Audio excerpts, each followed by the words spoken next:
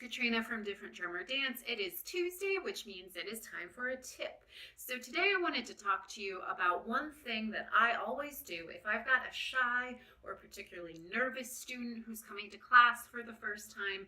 This is a surefire way I've found to get them engaged, to get them into class, to draw them in, and make class run a little bit smoother, because we all know when you've got students like that who are especially shy or nervous about coming in, it can kind of set your whole class off because your attention is divided.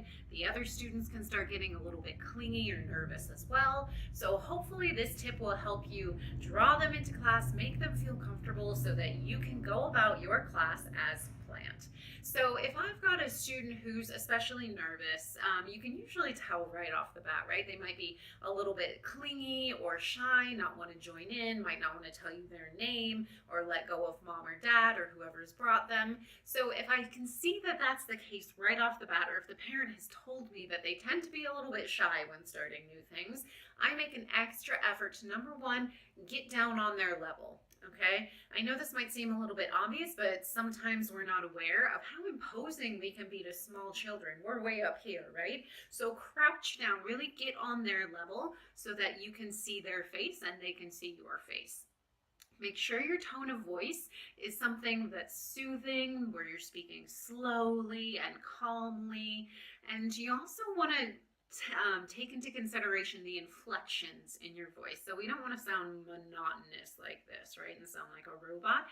Make sure that you're using inflections, trying to use the student's name, welcoming them in, telling them you're so happy that they're here today and you've got so many fun things planned. The third and most important one is to invite them to be your helper. Give them a job. Kids love helping most of the time, and when you give them a specific job to do, it helps them feel more in control. They are feeling really nervous and out of control, out of their element when they're entering into a new situation like this. So if you can give them a job and make them your helper, it gives them something actionable to do. It gives them a task and something that will make them feel more at ease, more comfortable, and make them feel like they're back in control of themselves and their bodies. So I will usually ask if this student wants to come be my music helper, or if they'd like to help me take role, or maybe I need a prop that I'm going to use. If they can get the prop out for me and place it somewhere nearby. You can think of tons of things to have your young students help you with. And usually that's the key. So they'll be able to do something for you, and then it just leads right on into whatever you've got planned next. And often your other students will say, hey, I want to help. Can I be a helper?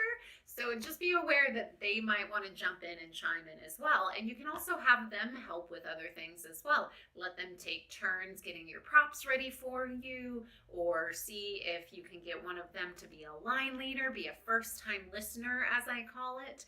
And hopefully those tricks and tips and tools will help you have your nice, smooth, easy class when you've got new students coming. Let me know if you enjoyed this video, and also make sure to subscribe so you can get teacher tips on the weekly. Thanks so much, and I'll see you next time. Bye.